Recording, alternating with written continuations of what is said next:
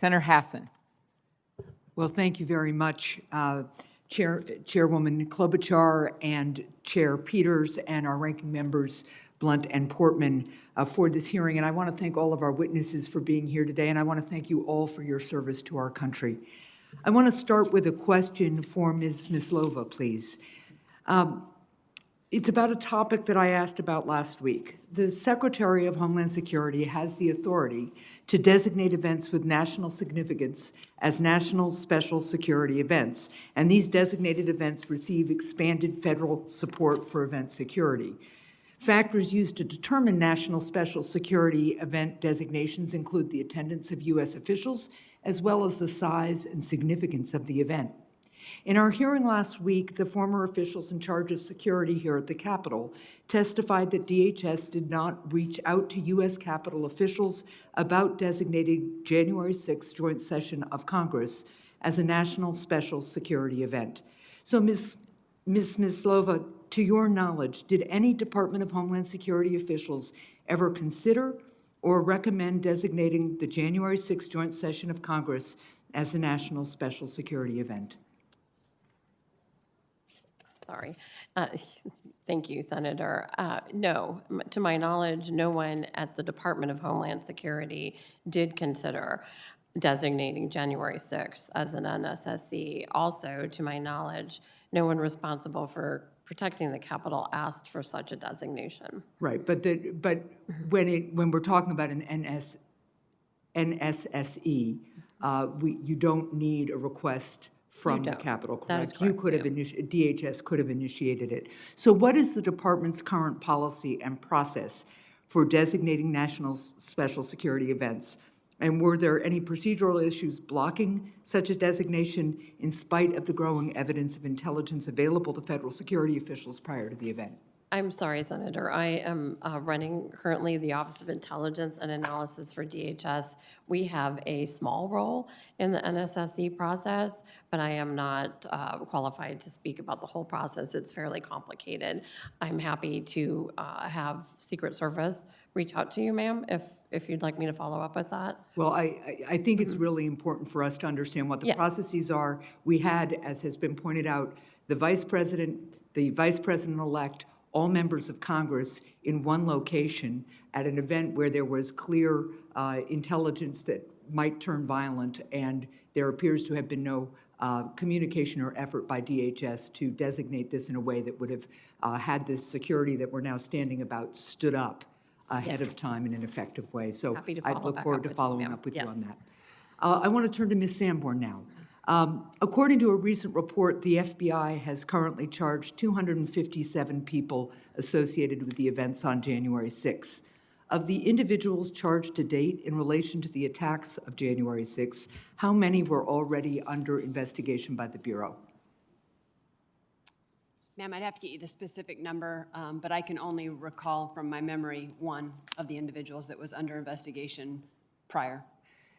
And was that because the FBI is limited in its tools or capacity to monitor, charge, or arrest these individuals prior to January 6th?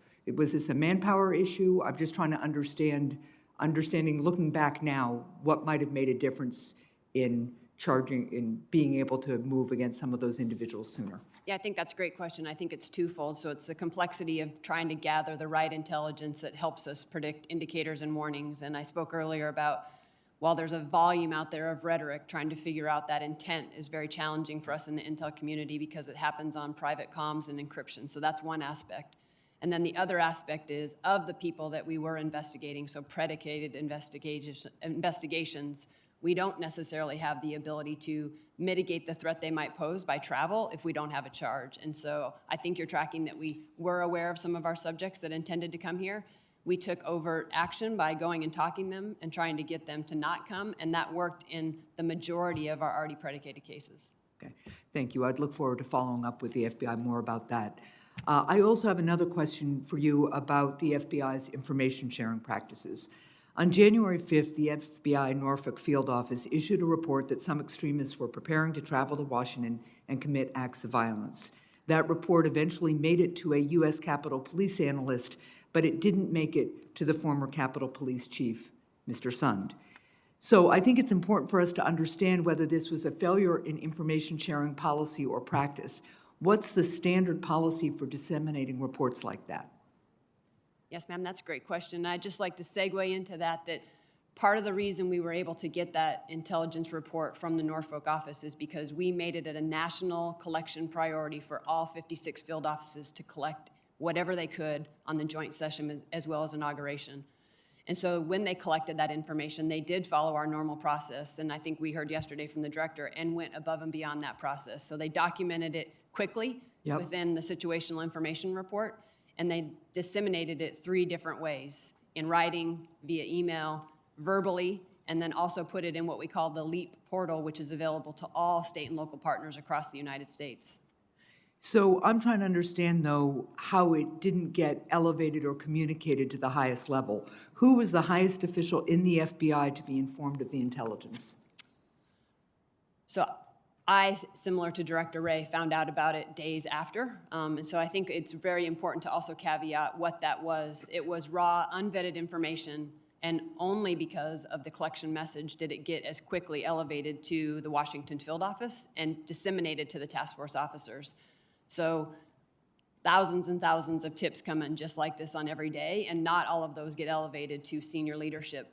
Except that this was tips about violence at the United States Capitol, where we were going to have all members of Congress, the current vice president, the vice president-elect.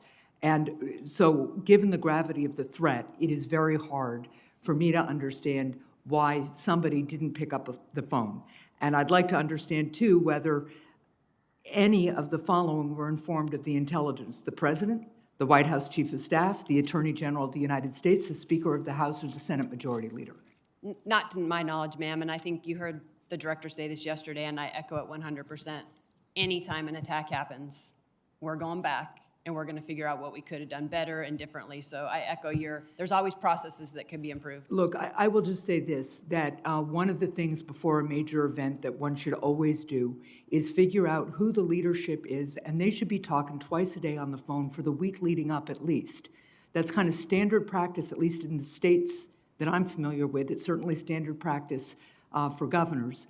And it is astounding to me that even if it's raw intelligence, given what the stakes were on January 6th, that kind of sharing wasn't routine and that it didn't happen. So I hope very much that we will look back at this and develop kind of standard operating procedures so that the leadership of security at the Capitol, the leadership of security in all the various agencies are sharing this kind of information person to person rather than relying on standard emails and the like. Thank you very much. I will say that's the purpose of the command post, but 100% echo your point, which is let's go back and figure out what we could do differently. Okay. Thank you. Thank you, Madam Chair. Thank you, Senator Hassan. And from